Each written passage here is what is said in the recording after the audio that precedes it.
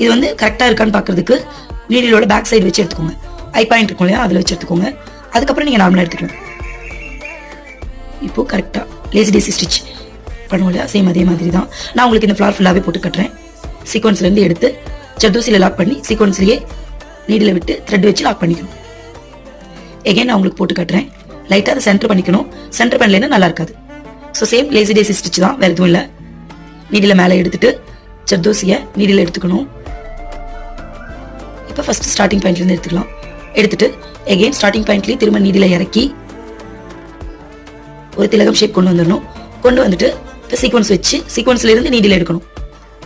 எந்த இடத்துல சீக்வன்ஸ் வைக்கணும் அப்படிங்கிறது நீங்கள் தெளிவாக இருக்கணும்.